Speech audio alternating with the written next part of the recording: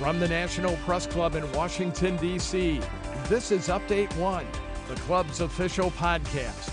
It features newsworthy stories originating from the NPC facilities, as well as broader topics related to journalism, communications, press freedom, and transparency.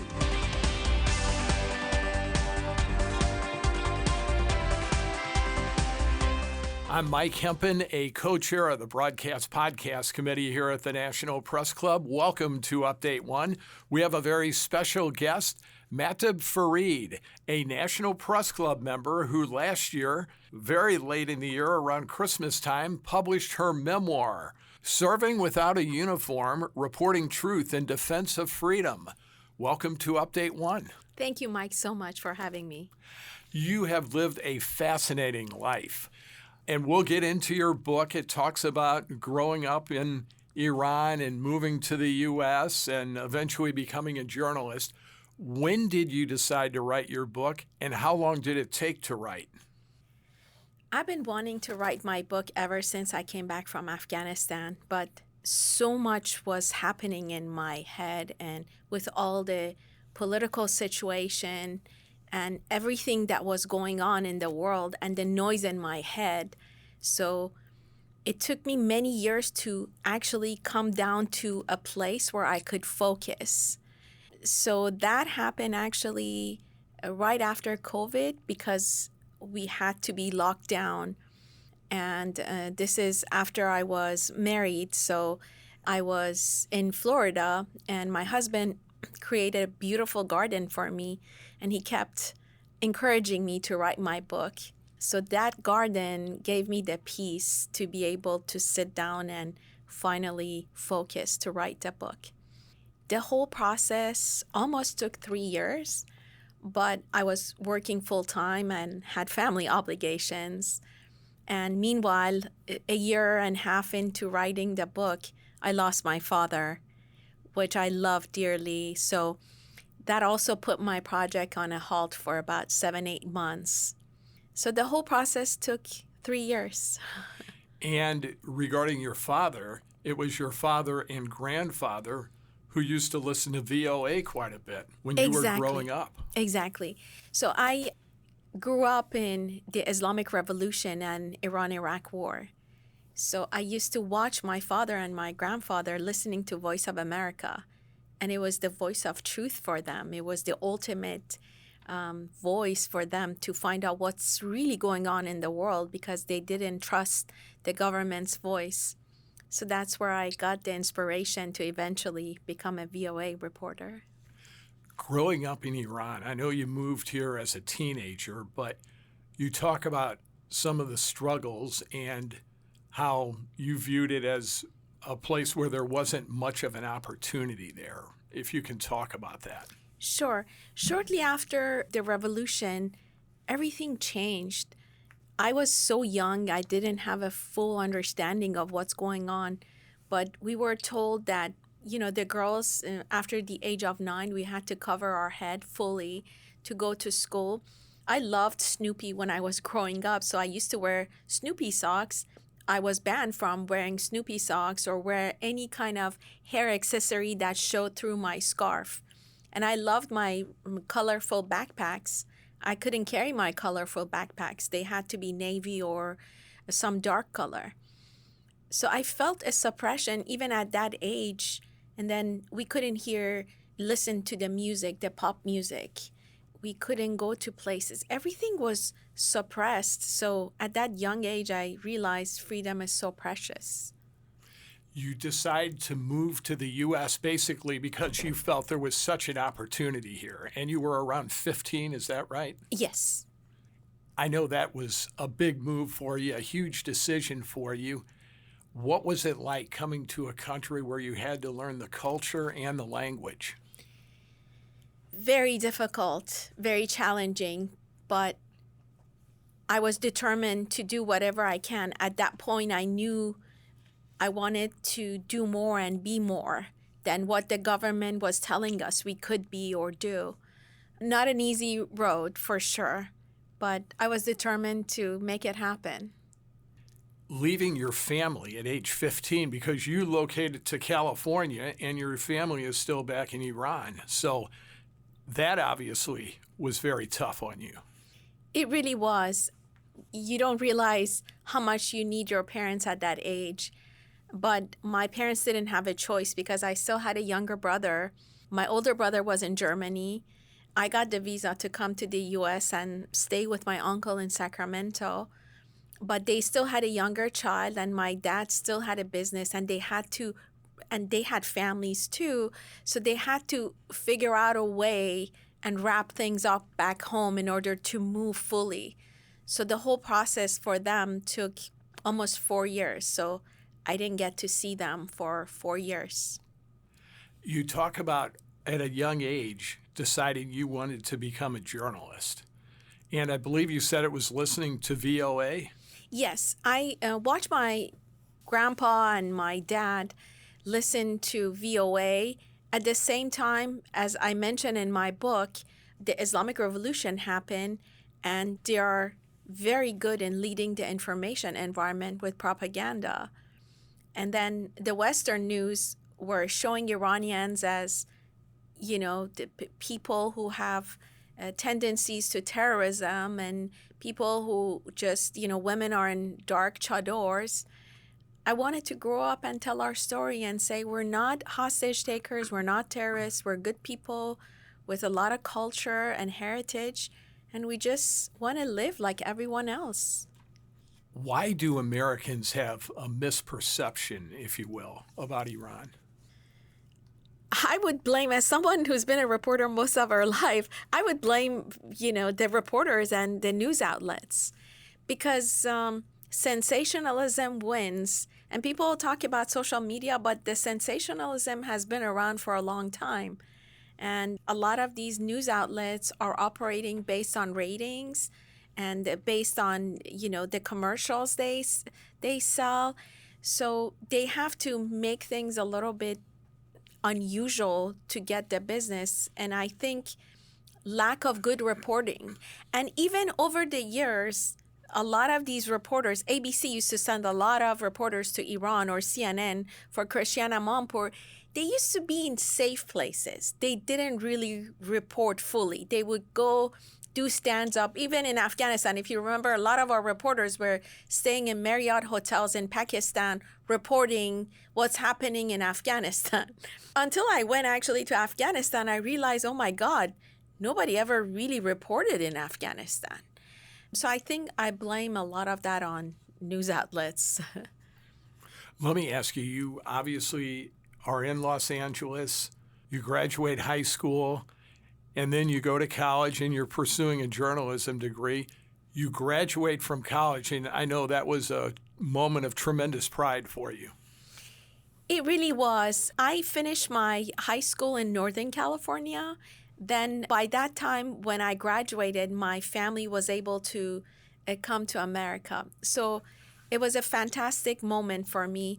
But like ordinary students, I couldn't go to college right away because my father started his small business and I needed to help my father. So I started taking courses at night and work during the day and kind of make do with what I could and take internships and keep reading and educating myself. And, at that young age, you're 18, you're trying to figure out, how do I take this route? I always knew I wanted to become a reporter, but being a reporter, there's no easy solution, no formula. So I had to figure all that out. And what was your road to VOA? Because I know you obviously grew up listening to it, and I know that had to feel very satisfying landing a job there. How did that wind up happening? Actually, I was at House Radio TV Gallery. I was, every year they get one intern on the House, one on the Senate from the entire U.S. So I was honored to take that role that summer, and I was hanging out with one of the Fox reporters, Matt. He was teaching me a lot about journalism. After my internship, I went to him and I said, I need a job. And he gave me the number to call the bureau chief. At the time was Kim Hume.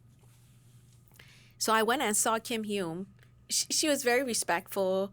She said that she heard a lot of good things about me. And she said she doesn't have anything right away, but she had some late shift that I could take on Sundays to be part of the Sunday show, to work for Brit Hume's show. That was a, tough shift. I had to be at work at 4 a.m. on weekends. Very tough shift. Yeah. And I said, sure, I'll take it. When 9/11 happened, I got a call from one of the VOA people who told me they received a tremendous amount of budget from President Bush for expansions of broadcast. And he asked me to come for an interview. That's how my whole journey started with VOA. And how long were you with VOA? Almost a decade. Almost a decade. Okay. Between radio, TV, and Radio Farda. And I know you talk about breaking barriers covering the U.S.-Iran relationship. So if you can talk about some of the barriers that you wound up tearing down.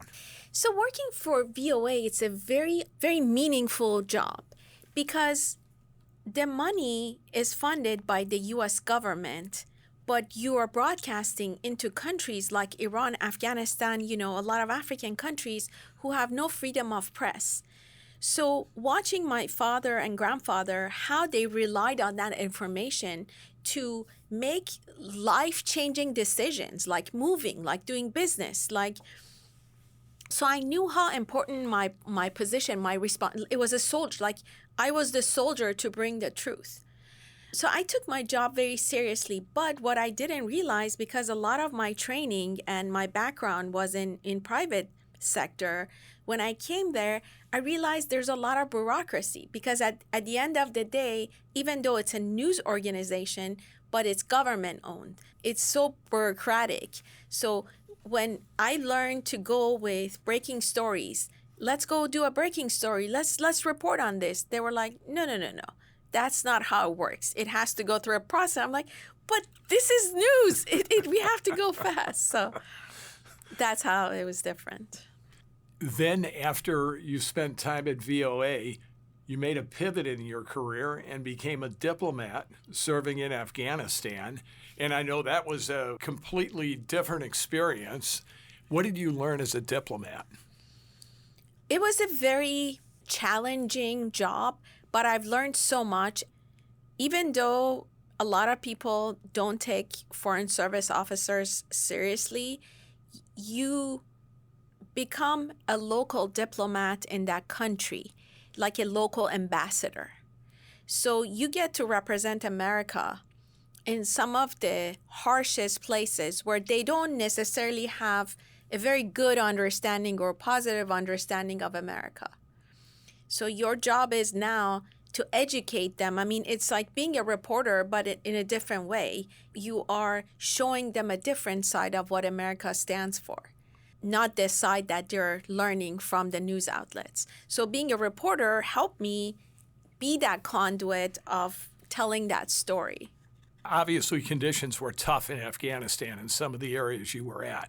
Yes, it was a wartime. So I was in eastern Afghanistan, which, according to the military, it was one of the most kinetic area. So I traveled throughout eastern Afghanistan, and it was hard. We were basically conducting diplomacy while we were being shot at, or there were explosions. So you were in danger during a lot of your time there. Yes, and I mentioned that in my book. So every project that we did, it was with a military mission. So it wasn't like I was free to go and hold a class. I had to discuss my plans, for example, my Poetry Day plan with the military, and I had to get a military mission in order to go and conduct my Poetry Day. How long were you in that role as a diplomat? 16 months. Okay. So at the time, during President Obama, they mentioned they wanted some civilian search. They wanted experts to go and serve for their expertise. And it was a different category of foreign service.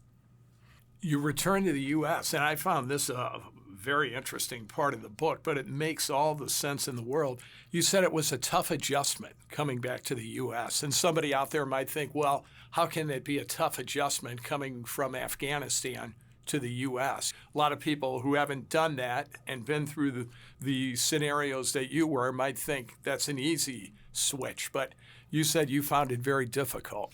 It was because when you go to war, you see so much, and you can undo what you see.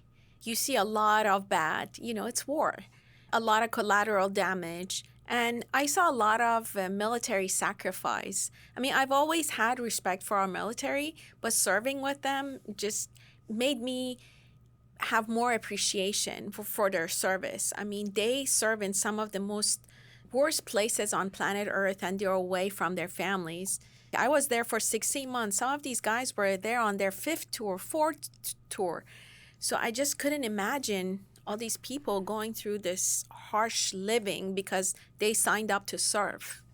You become a U.S. citizen. What was that moment like for you?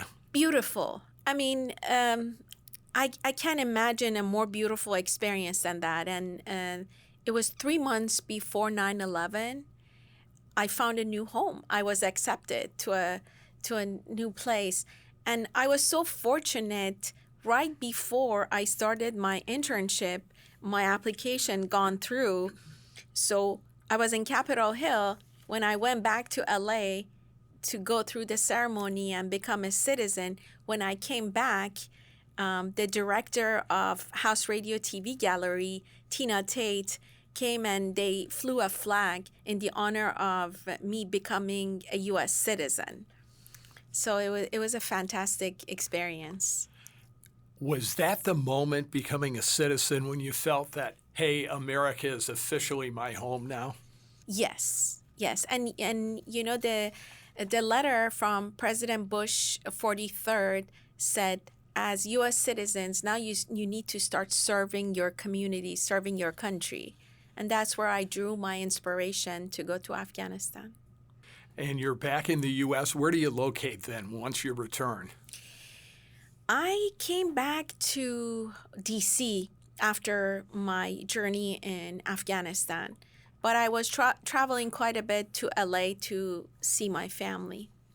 And you did some teaching, is that correct? Yes. After I did a Born Scholar program at Georgetown, it's a scholarship DOD gives you, then you have to pay back by working for government for a year. So I decided to teach at Defense Language Institute in Monterey. And you became a DC-based political correspondent, is that right? Yes.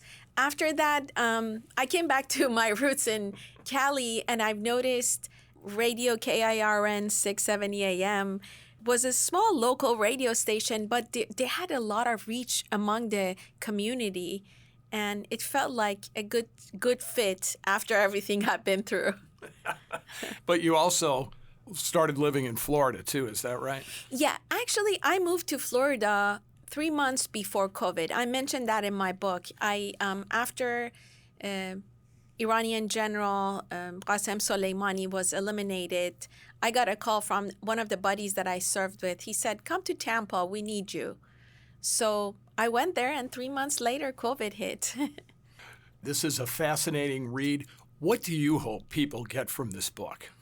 Cherish your freedom and tell the truth, because truth matters, and especially for all the reporters around the world who would listen to us, what we do matters. It's like fighting like a soldier. We fight for the truth. And I know it mattered. I saw it as a 9-year-old girl watching my dad, how he relied on VOA for finding a piece of truth in his life so he can make decisions, up till today where we see what's going on in the world and how the decisions are being made at the White House. So truth is everything. How can people get the book? We mentioned it just came out at Christmas time. So Yes. How can they order it? They can go on Amazon. There's a Kindle copy and there's a hardcover copy. And I have a website. It's called servingwithoutauniform.com. You can click on there and it takes you right to Amazon. Madam, thanks for being on Update 1. We do appreciate it. Thank you so much for having me. Mahtab Farid has been the guest and NPC member, and she just wrote her memoir, Serving Without a Uniform, Reporting Truth in Defense of Freedom. I'm Mike Hempen. Thanks for listening. You have been listening to Update One, the official podcast of the National Press Club, the world's leading professional organization for journalists and a vigorous advocate of press freedom worldwide. If you have any questions or comments about Update One, send an email to updateonepodcast@gmail.com.